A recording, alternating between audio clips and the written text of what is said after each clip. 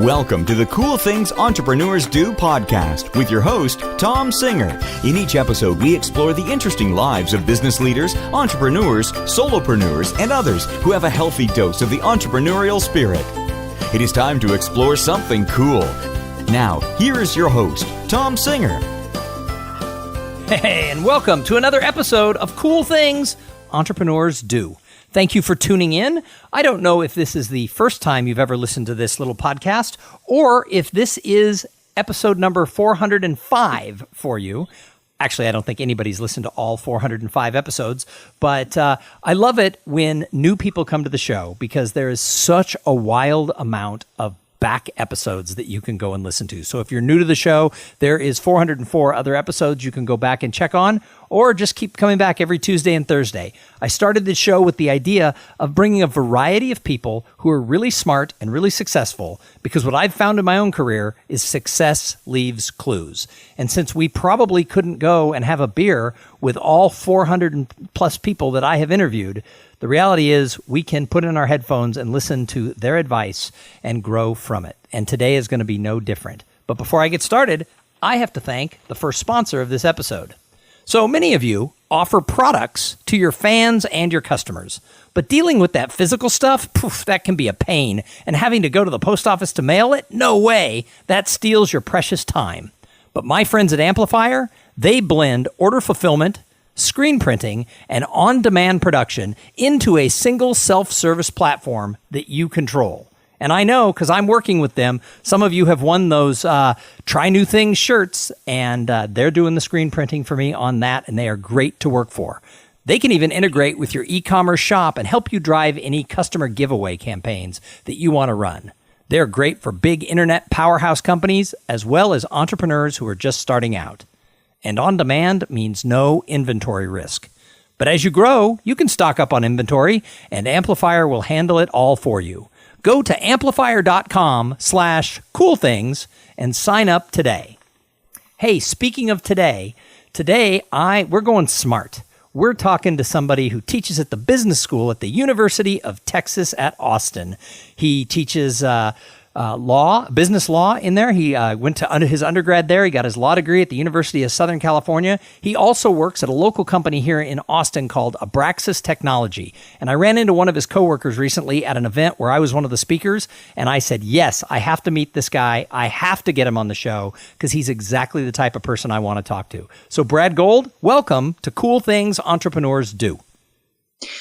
Thanks, Tom. That is an overly nice introduction. I really appreciate that. And now I'm already struggling because I've got hundreds of podcasts to listen to. I've got an interesting sponsor's website I got to go check out, but we have to talk now for the next half an hour or so. So I guess I got to stay focused, which is always an issue as an entrepreneur. That's exactly right. It's very hard for us to pay attention to each other when there's so many cool things going out there in the world. But definitely go check out the past shows and go check out Amplifier because they're pretty awesome.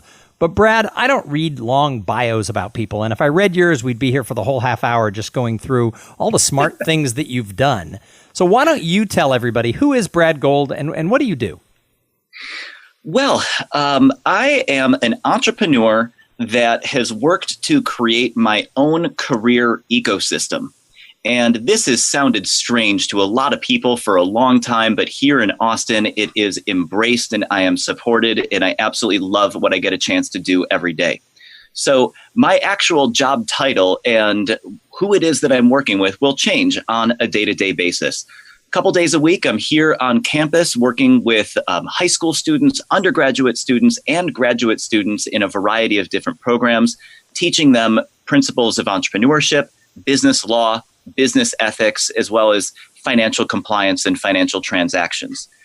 And while I teach this stuff in the classroom, I also get to be an entrepreneur that is co-founding companies that puts this knowledge and education to work. I feel like if I'm going to be entrusted to stand in front of students and tell them the way the business world is supposed to work, it is also my responsibility to go into the business world and follow my own advice and actually see if this is working. That must be one of the reasons that the University of Texas ranks so high. I know so many professors in the McCombs Business School who actually either do business, start businesses, advise businesses, or invest in businesses. And that must be one of the reasons that you are, according to U.S. News and World Report, the number 6 undergrad business program in the country. Well, unfortunately, we're tied for that number 6, but at least we're in good company with the fine folks over at Carnegie Mellon. So Brad and I talked about this before. If you listen to the show, you know that I didn't go to Carnegie Mellon, but all my money does, because my daughter is a senior in the Tepper School of Business there. And their tuition is a little higher than in-state tuition. I had lobbied for her to go to University of Texas, but she's getting a fine education at CMU. So we were joking about that beforehand, that I wanted her to go be a Longhorn, and instead she's a Tartan. Well, no matter what, either school, very hard to go wrong. Clearly, I'm partial to UT, having gone here as an undergrad, teaching here now as a member of the faculty. And here's a fun random fact. If you're ever watching the national championship game between Texas and USC and all of the crowd pans over and over again, I got super lucky and managed to score myself a student section ticket with the Texas students, and ended up in the first row of the Coliseum to go watch that epic, fantastic game. But was that while you were an undergrad, or was that after? Because maybe you were a little conflicted. That was actually in my third year of law school. So you were torn between who should win the game. Was it your undergrad alma mater, or was it your law school people? It must have been just hell inside.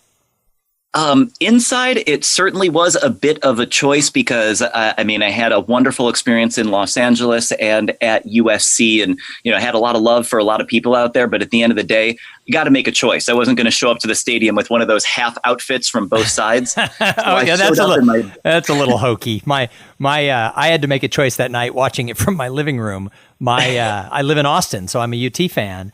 But my dad and my brother both went to the University of Southern California. So they did? Yeah. So I instead chose the Longhorns, because you always go with the winner. Yep, absolutely. And I must have known that ahead of time, because I dressed up in my burnt orange, made sure that I was there.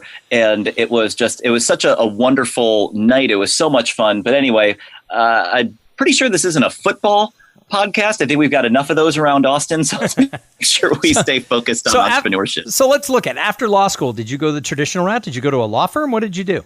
No, I actually went a heavily non-traditional route, which, to just be perfectly blunt, especially with the listeners out there wondering how to chart a career path, everybody told me this was a bad idea.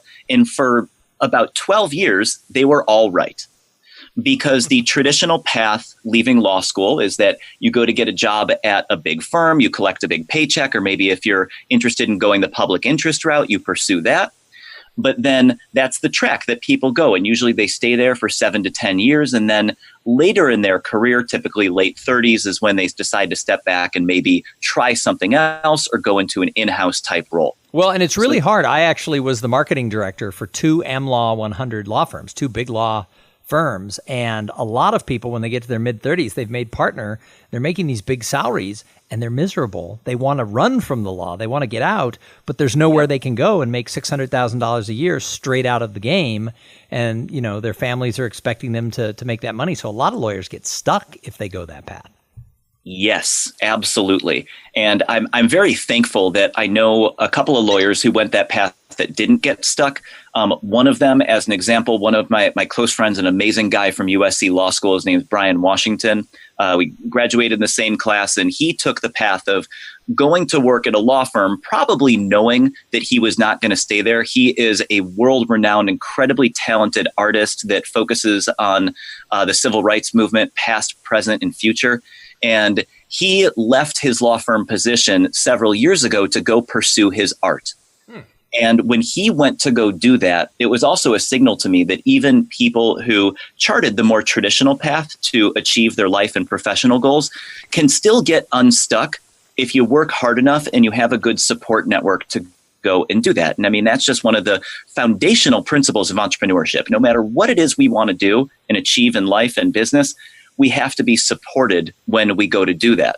So for the early years of my career, I went straight to an in-house position working with a manufacturing company in Chicago, where I had a really good experience, very interesting experience, because A lot of what I did was legal work, but I'm also working in a factory on the southwest side of Chicago.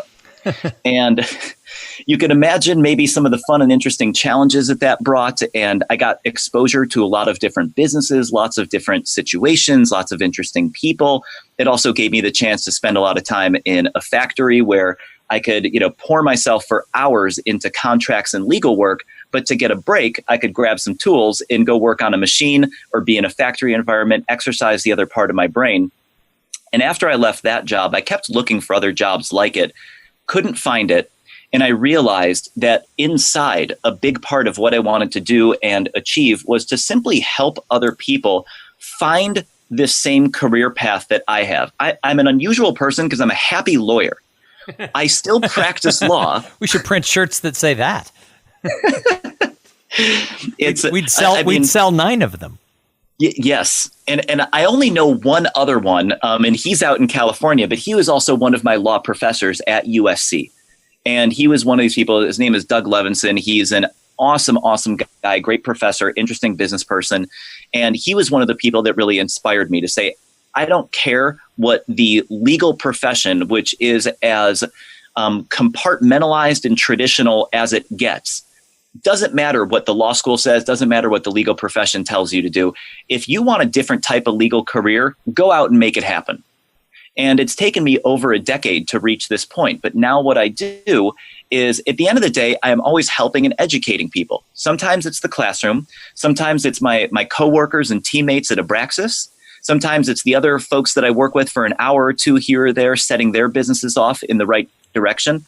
And like I said a few minutes ago, the reason it's an ecosystem is that every time I teach something to somebody, I'm learning.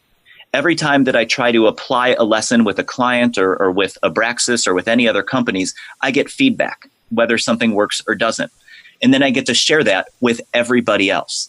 And everybody that's in my business universe is aware of the fact that I work with all of these other people and that they both get the benefit of that aggregated knowledge base and also get to contribute to it. And it's really a lot of fun. See, I think that's awesome. And you touched on something that is really, really important, I think, to the sort of entrepreneur sphere. And that is, you said you didn't go to law school, and it took you really 12 years before it all started clicking. It's so often we look at someone like you or any of the other successful people that I've interviewed on the show over the last 4 years, or anyone you meet anywhere, and you think, wow, looking at you, you're pretty young looking. People think, wow, he's an overnight success. And yet, in reality, the most successful entrepreneurs I know bounced around, and often were told whatever their idea was, that's kind of a bad idea. In my own career, when I decided I want to be a professional speaker, everyone laughed at me and they said, "Oh, what do you think, you're Tony Robbins?" And but I was a sales and marketing guy in a law firm for 2 law firms for 4 or 5 years, then in a bank and then a consulting firm. And when you're in that type of a role, in a sales or marketing role, you go to a lot of conferences. And I would literally sit in the audience and watch the speakers, and not the famous ones. I mean, we've all seen Colin Powell or whoever, but the people who had come out of business, who are up there teaching and sharing. And I would literally sit there and say, she or he, they've got a better job than I do. And I would go up and talk to them later. It's like, how did you get to become a speaker or a trainer? That's awesome. And some of them were like, go away, kid, you bother me. And some of them told me their story. And so everybody kind of laughed at me when I said I wanted to do it, but now that's all I've done for 9 years. And even when I started this podcast, my mastermind group, I have sort of a little board of directors, they all told me the podcast will distract you. It won't do anything to implement, your speaking career. Don't do it. And I did it anyway. And the joke that I have with them now is every time my podcast wins an award, or it ended up on a list on Inc.com of the 8 podcasts for entrepreneurs to listen to in 2018, they always send me notes. I'll get these handwritten notes that say, podcast is a bad idea. And so, the people tell you it's a bad idea, but then they come back to you later and go, wow, you're a genius. So now that you're a genius to all your friends who told you to go straight to a law firm, what advice do you have for other people who want to sort of self-create their own career? Because that's what I've done. Yeah, and I think that you've made a good choice. I like talking to you. I like what you got going on here. And I also like that you've embraced this as an actual medium because, so often with technology and with the way that we just shorthand everything these days, the ability to tell your story and to communicate that with people is incredibly valuable. And it's something that a lot of entrepreneurs struggle with. And the answer to that, like the answer to your question and everything else, how did I get here? Working absolutely as hard as I can, as much as I possibly can. And that doesn't mean that I'm putting in 100-hour weeks every single week, and I have not been doing that for, the last 13 years. But I can definitely tell you that over the last 2 years, since I reformed several elements of my career all at the same time, I am working absolutely 7 days a week, at least 100 hours a week. And I have put some other things in my life on the back burner that I thought were really important and clearly turned out not to be.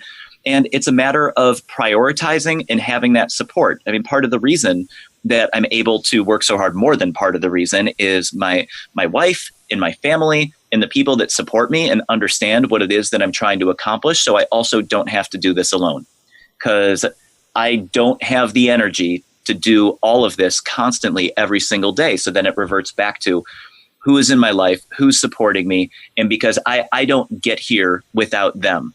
I know that there's an old tale, and I'm totally going to butcher this now as I attempt to paraphrase it, but the idea that somebody becomes a king, somebody becomes a leader, a queen, whoever they are, wherever they got to be, is often actually the result of the people around them, not that they had some innate characteristic or quality that made them a king or queen. It's that we become that way as a reflection of the people that we have around us. And what really motivated me to start doing more of this work was that around 2 years ago, I've always been an entrepreneur. I've been starting businesses since I was 16. And thank you for the compliment, by the way. Actually, yesterday was my birthday and I turned 38. So I think entrepreneurship keeps you young. That and drinking lots and lots of good water. He looks about 27, so. Well, thank you. I appreciate that. So now, oh my gosh, I just completely forgot where we were going with this. Well, so I was going to say that, you talked about the fact that as you've sort of reinvented several parts of your life, part of it is that you've had to work really hard. And what I'm picking up on is your secret weapon seems to be your work ethic. You seem to be able to, when you have to, you seem to be able to ratchet that up and just go. Yes, that is absolutely true. It's the work ethic and the support. And so how I really brought those two together a couple of years ago, one is a very obvious reason, and one is a reason that almost nobody ever discusses.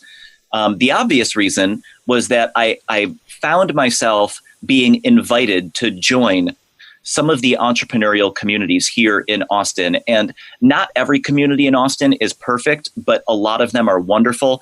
And I'm so lucky and so thankful that the first community I was really invited to be a part of was the DivInc community.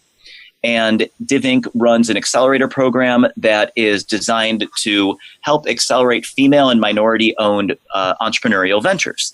And the group of people that both run the organization and are a part of it on the mentorship side, as well as the cohort companies, all taught me so much and brought me into the entrepreneurial community with just open eyes, fresh perspectives, and this group of people that I otherwise wouldn't have been able to meet. I'm sure one of the things you love about your podcast is you get to meet all of these people. Like you said, we're coming from all corners, all places, and getting to do that with the group of DivInc entrepreneurs. These are great people who maybe I would have met otherwise somehow in my life, but this organization brought us all together and made us very, very close, not just as business people, but as human beings. And I, like everybody, has some things in my life that I'm maybe not too happy about, things that are rough pieces in my past. And as we grow and develop as business people and entrepreneurs, sometimes we worry about, how might somebody think about me if they knew this or they knew that. But when you get into the right community that is supportive and you realize like everybody has something going on, everybody has something in their past. And then not only that, the idea of I'm going to ride the elevator up and then I'm going to send it back down and I'm going to bring as many people as I can with me every time I get to the ground floor. You put all that together and you have that awesome supportive environment that allows entrepreneurs to really be successful. The second thing that nobody talks about is taking care of your body, eating good food, drinking clean water, making sure you have balance. This is the key. I can't even fathom putting 100 hours in if I wasn't feeling well and I wasn't eating good food. In my class at UT, I start business ethics in business law conversation in a place that nobody's expecting. And I talk about, did you get a good night's sleep last night?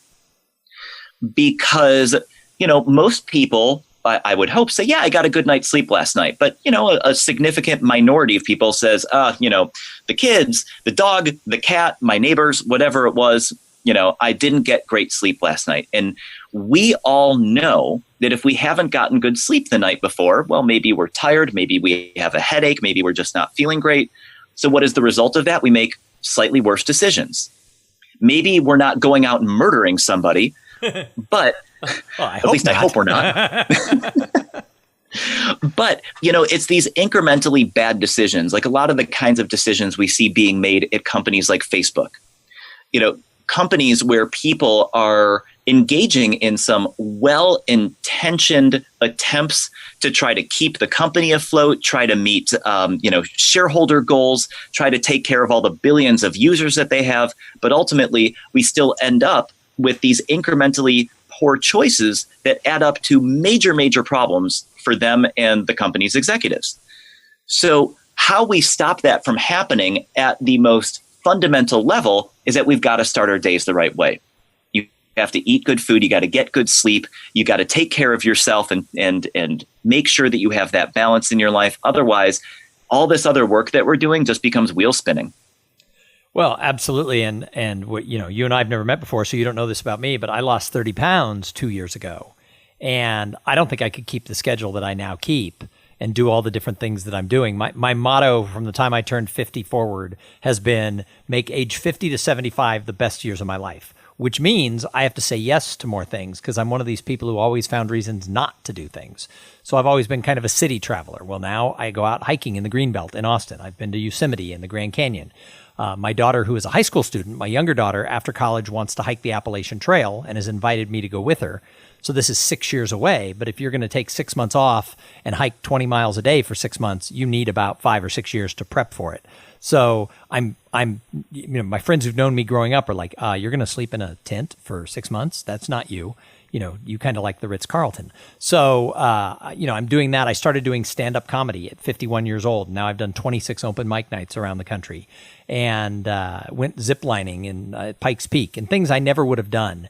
And part of that is if I hadn't lost the 30 pounds, I wouldn't be able to do any of these things that I'm doing. So you're onto something that's really important. And while it's not that we never talk about it, it is true we don't give it that priority that we really need to. Yeah, one of the ways I've been trying to, I like to be an entrepreneur in all areas of life. And the problem I've been having lately is that I've been taking so many meetings and I do it, early in the morning, starting with coffee meetings and late into the afternoon and evening with happy hours and dinners. But there is always a common theme and problem with all of these meetings, which is that I'm talking to another human being while we are sitting down and putting things into our body that maybe we wouldn't always put into our body. Well, in Austin, breakfast means breakfast tacos, and 1 is good, but 3 is bad. Yeah. And look, don't get me wrong. I don't need more reasons to go get breakfast tacos, but I will always take them. And it's a lot of fun in this city to be able to go meet with people at all the wonderful, restaurants and food trucks and coffee shops and all that. But my body was not super happy with that. And so actually about a month ago, I started reaching out to people that I was setting meetings with and just simply asking them, could we walk around the lake or walk on the greenbelt or actually move our bodies while we're talking, and we can bring a notebook and bring a pen and we're going to meet and move at the same time. So I do that with people if they want to meet with me and pick my brain. I say, great, we're going to do it at 7 in the morning or maybe 8, but early before it gets hot if it's summertime, 7:30, and we're going to go into the greenbelt down off of Spicewood. And then we can hike for an hour and talk, and then we end up back at the cars at Taco Deli on Spicewood. So I can still get my breakfast tacos, but we've walked for an hour. Outstanding. Absolutely outstanding. And now, obviously, I enjoy this conversation and see how we ended up in not the same room, but, technologically the same room. And that's wonderful because there are, I guess, a few of us, which means in Austin, we're in the right place because we're thinking about this stuff a little bit differently. And we also have these wonderful critical masses of strange and interesting people like us that try to keep figuring out ways to do things better and to improve ourselves and all the people around us. And so next time we're getting together, we're going to the Greenbelt then. I'm totally on that. So what advice do you have for somebody who's listening to this, who has heard my story because they've listened to the show before and they're hearing your story for the first time and they're like, wait a minute, they've designed a career where there wasn't one. So as I mentioned, my daughter's a college student and she was at a party one time and she texted me that one of her friends, she was like a sophomore, one of her friends who was a senior said, your dad, he'd met me once, your dad's the most interesting person. And I thought she was kidding. I thought there was a punchline coming. And she said, why would you say that about my dad? And she goes, he's the only person I've ever met who invented his own job out of nothing. And that was a couple years ago. And I've always thought, that's kind of true. So that's what I've done. That's what you've done. That's what a lot of the people who've been on this show. So if a listener is thinking, wait a minute, I don't want to work where I am. I want to invent my own life. What would you tell them they have to do? Well, first of all, like we've been talking about, there's no shortcut around hard work. That has to be the common thread through any conversation. The next thing is I want to just address a myth that I think a lot of, we'll say, pre-entrepreneurs have. A lot of the undergraduate and high school students I work with, I call them pre-entrepreneurs because many of them want to start businesses and create careers, but they don't even know that that's possible. They don't even know it's an option to go make their own job or make their own business. And one of the barriers to thinking that that's an option is people think that they have to be like Mark Zuckerberg, or they think that they have to be somebody who completely creates something new from scratch that is unique and totally different, and nobody else can compete with this. When in reality, businesses like that are the exception rather than the rule. Michael Dell, I'll paraphrase him, but says that successful business is about execution. It's not about having the most unique idea. It's not about having a million software patents. It's about putting absolutely everything you possibly can into taking care of your business, your coworkers, your customers.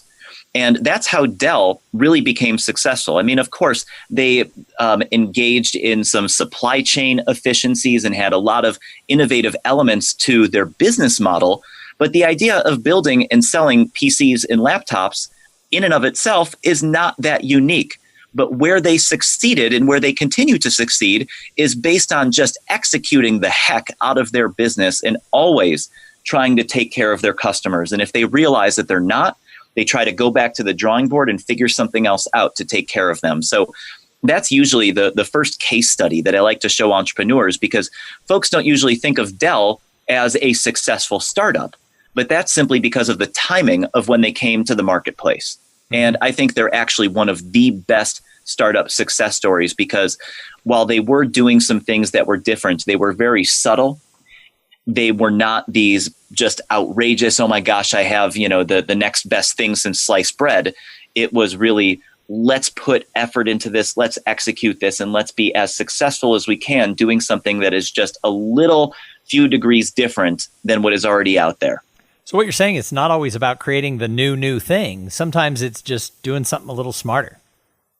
Yeah, absolutely. And sometimes that is as simple as there might be 25 French bistros around town. I don't know how many there are these days, but if you want to be number 26, is there room for you in the market? Well, that's going to only be answered if you execute well.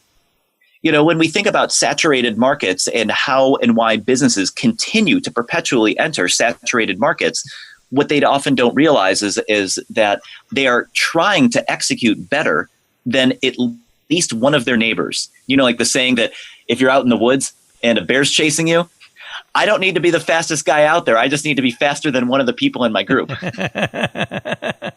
Well, and this is true too. I think another mistake people make is they look at these companies like Facebook or even Dell, who are giant companies, and they think, oh, if I want to start a business, I have to be able to scale to something really large, when really there's a lot of extremely successful, wealthy people who are either solopreneurs or just have a VA or maybe a couple of employees.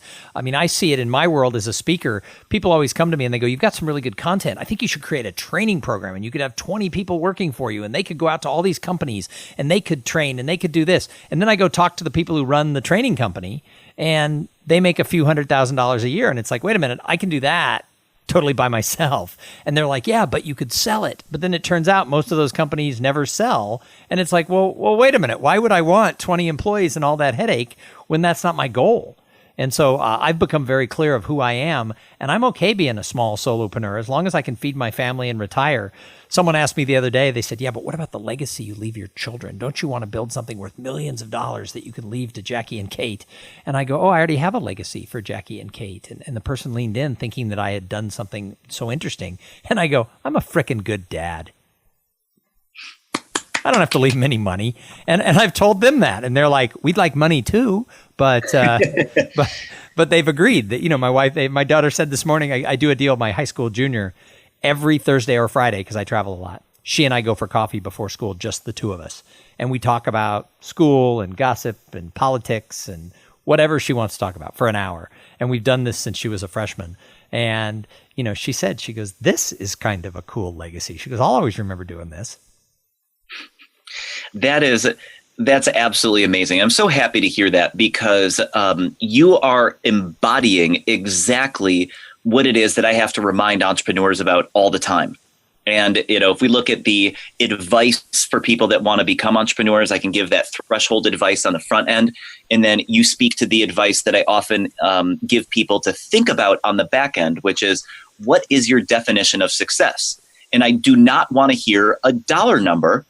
Because guess what? If you're only in this to pursue dollars, you're never going to win. You're never going to feel success because it is infinite. There is always going to be somebody that has more money than you or has more things than you do. That is not an end unto itself. But what is what you just said.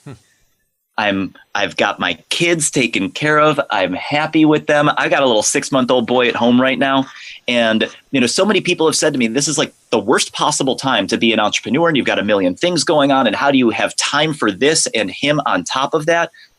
And my response is so simple. And it's that I've wanted to be a dad for a long time. I love being a dad. I love teaching and sharing and watching this little guy grow. And at the end of the day, my only goal and my only measure of success was to create a loving and safe and happy household for him where he would learn things that maybe I wasn't exposed to as a kid.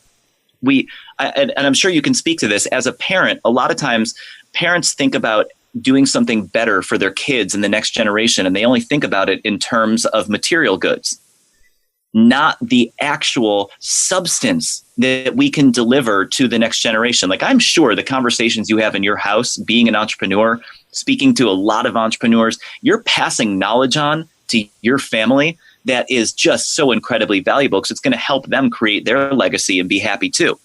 Well, I like to think so. About money. Well, I like to think so. But you know how cute your little kid is right now at 6 months old? Just how adorable when he lays there and kicks his feet?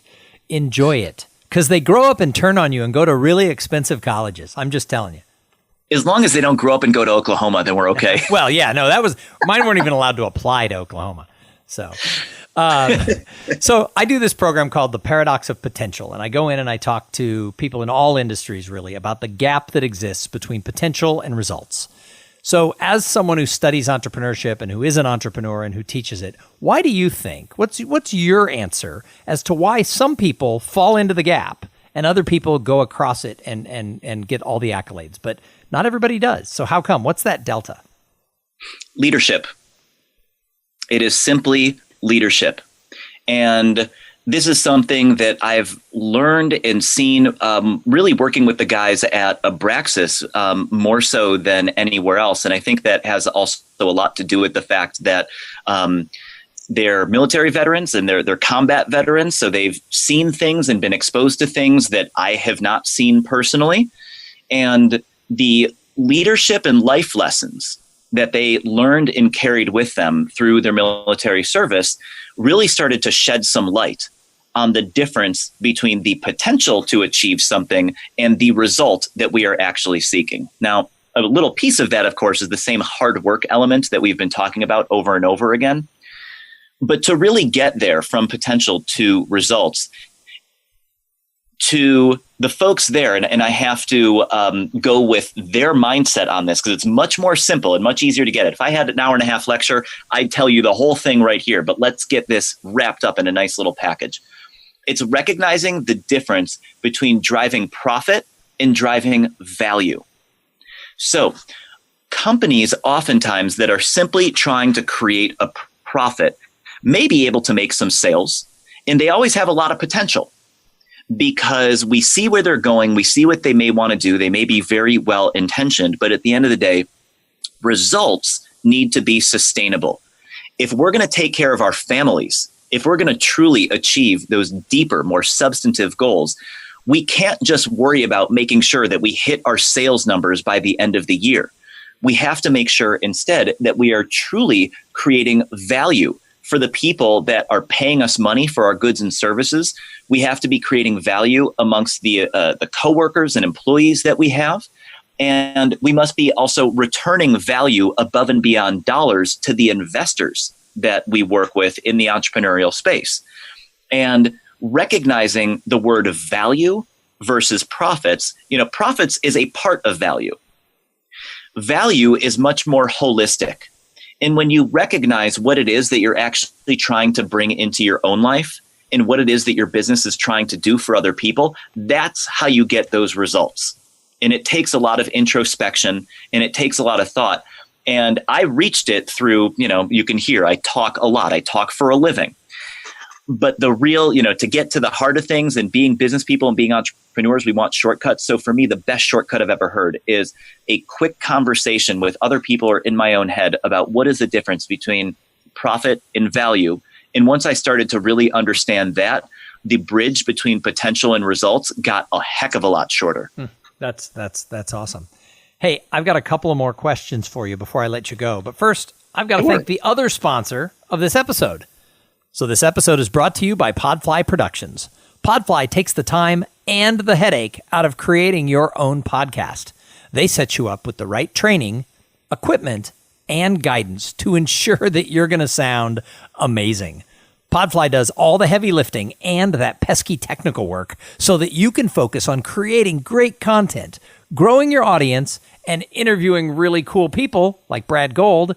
Hey, if you want to start a podcast, and I know that some of you do, jump over to podfly.net/coolthings and check out the offer that they have for the listeners of this show. So, Brad, I call the show Cool Things Entrepreneurs Do. What is the coolest entrepreneurial thing you're doing right now? Oh, the coolest thing I'm doing right now is at Abraxas. We're in the digital analytics space for outdoor advertising. So what we are doing is actually providing a solution to a problem that seems so complex that I talked to over 500 undergraduate students in my classes today about this very problem. No one had a good solution, and we're working on this at Abraxas. And the problem is our concerns with social media and our concerns with certain platforms that are selling us too much advertising. And we've seen over the course of this last year that Facebook and the other companies like them have not done everything as well as they could. And that's kind of putting it nicely. And there's a growing number of us that are very concerned over how it is that they are staying afloat, which is really just ad sales. And they are working with advertisers in a way that we are not always aware of. And a lot of consumers are growing very, very uncomfortable with this. So at Abraxas, while the core of our business is to provide return on investment information for billboard operators and advertisers and other folks that advertise in the so-called out-of-home space, what it is, again, this is the profit and value conversation. The way we make profit is if we go to a billboard owner, a company like, Lamar or Clear Channel or a local billboard owner and say, hey, we can help provide insight to your advertisers to actually let you know, just like you can do on Facebook, how many people saw this ad, how long they saw it for, and even better, to share with them conversion information. Did you see this ad and go into somebody's store? Now, that's how we create profit. But to actually create value, we need to be educating the marketplace. And this is something we've been working on and really enjoying, working with folks in the advertising industry that basically for the last decade have been saying, well, if we want to reach people and we want to know how we're reaching people, we have to go the online advertising route. And most advertisers understand the drawbacks and the weaknesses of going this route, but they've been doing it anyway. And now we're getting to go to them and say, we can provide you with an alternative. It's not to say that online advertising is bad or wrong. It's just that you shouldn't assume that that is going to be the best way to reach consumers. And that assumption was based on the analytics that folks could provide. And now we can do that same thing. So now we can go back and really provide value, and that's choice. That's awesome. I'm going to go and check Abraxas out. It sounds like you guys do really cool stuff. Thanks. So I ask everyone who comes on the show who it is they admire in the entrepreneurial world, because I think great entrepreneurs, I think they're observers. So when you look out there, who do you say, poof, she or he, they're crushing it? I absolutely have to mention Preston James, who was one of the founders of DivInc. And we all kind of joke, if you somehow, some way put the timeline together in your head of when we were at DivInc and now I've got a 6-month-old baby, we joke at home that we have the first DivInc baby. Because so much of the love and support that we received through the DivInc organization, which Preston and some other people, Dana Callender, Ashley Jennings, a whole bunch of other people out there, put this together. And it brought so much positivity and love into our household that we don't know exactly when my wife got pregnant, but it was sometime after demo day when we were in the DivInc program. And so, there was just a lot of love in your household. We'll leave it with that. So I absolutely look up to them, and I'm so excited that I've just been able to become a part of their lives, and they've become a wonderful part of our lives. And I know you also have on the list of questions, what other entrepreneurs are doing cool things out there? There is one thing I'd like to share with you and your listeners, because I actually, when I was working in Chicago, I was in the packaging industry for like a decade. And I thought I saw, and I did see a lot of cool innovation there. Roman Gonzalez at Gardinio, which is a startup here focused on basically home gardening and trying to make it easy and nutritious. Well, he runs into the same problem that most entrepreneurs selling physical goods make, which is that if you want custom boxes and packaging, it's expensive to go to a box manufacturer and get your print plates and, all that kind of stuff. He came up with one of the best workarounds I've ever seen to this issue because, print plates and printing boxes, that'll run you a few $1,000s. He went to a t-shirt screen printing shop and got a screen print made up with his logo and a couple of slogans.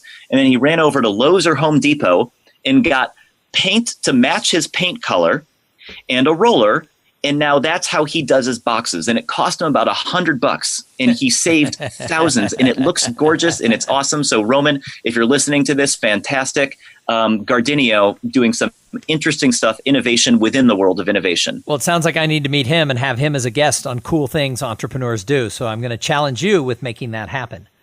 So I will. I absolutely will. So my last question that I ask everybody is, I think as entrepreneurs, we have to do more than just, make money. I think we're charged with some ability to really have a difference in the world. And there's so many different ways that people give back. So my favorite question is to find out what others do to give back to the greater good. So what do you do? Well, aside from being a mentor with several entrepreneurial organizations in town where I give my time and whatever expertise I've built up over the years to share with entrepreneurs, the best thing that I feel like we're doing to give back is at our company MiraLend, the company we co-founded that we brought through the DivInc program. Where the company started was actually a conversation in the classroom about financial regulations. And what it became when I started talking about it with my wife and co-founder was a story about how people come to this country from all corners of the world and get started. because she is from halfway around the world. Her family had to come to this part of the world basically with $500 in what they could carry, a classic immigrant type story. And when they got here, that was in the late 80s. And it was the time at which community banking actually supported families trying to level up in the world. Whereas today, there's a couple of banks out there that try to help people. But for the most part, if you don't have a credit score, if you're an immigrant, if you are not a stereotypical nuclear family that has been living here for generations, our financial markets and credit system isn't really designed for you. And so MiraLend, we started, and we're currently involved in the Impact Hub Accelerator here in Austin, helping to improve affordability in the city. We have created a bankless peer-to-peer lending system and an alternative credit score system so that people who continue to come here and want to level up and live a good life, like my wife and her family, will actually have an opportunity to do so, as opposed to getting stuck at the banks and predatory lenders that are there to make money for themselves more so than they are to help people. So we're really hoping that we can help promote more dreams and make more entrepreneurs. God, that's awesome. Good luck. I think that's important stuff. Well, Brad, thank you. Thank you so much for coming on the show. If people want to find out more about you, maybe they want to find out more about MiraLend, maybe they want to find out more about Abraxas Technologies, where do they go? Where do people go to find out about you and all that you do? So my profile is on the abraxastechnology.com website. MiraLend.com doesn't really have much information about us because it's actually a company currently being run and operated by a group of UT students and recent graduates.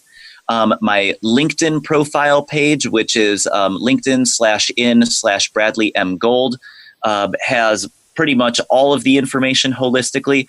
Also, the Herb Kelleher Center for Entrepreneurship here at the University of Texas. I have a profile page posted there because I am one of the entrepreneurs in residence here on campus at UT. So those are all the ways that people can find me and get to know me a little more. Bradley M. Gold on LinkedIn is probably the easiest for most people to go, and you can go from whichever of those sounds best to you. So again, Brad, thank you so much for being a guest here on the show.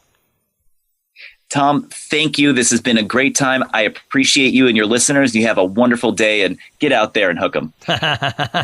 So I say at every show, if it wasn't for the listeners, why would we do this? There wouldn't be a show. So thank you for tuning in. If you like the show, jump over to iTunes or wherever you listen and leave a review and tell your friends. When I talk to a new listener who reaches out to me and says, I love your podcast, I say, how did you find it? And they tell me a coworker or a friend or my dad or somebody told me about the show. And so that's the number one way people find me. And so I would love it if you would go out and tell others. If you want to find out information about me, you can go to tomsinger.com. The last few episodes, I've been talking heavily about the TED Talk that I did, The Art of Giving Small. I would love it if you'd help share that. Go to tomsinger.com/Tedx, and you can see that on that page. And then beyond that, we're going to be back in a couple of days with an interview with somebody just as cool as Brad. I know you're thinking, what? How will you ever do that? But we will, because we always do. But in the meantime, I challenge you, go out there and try something new for yourself. And while you're doing that, have a great day. Thank you for being part of the Cool Things Entrepreneurs Do podcast. Without your participation and listening to these conversations, there is no show. Connect with Tom at tomsinger.com and follow him on Twitter at tomsinger.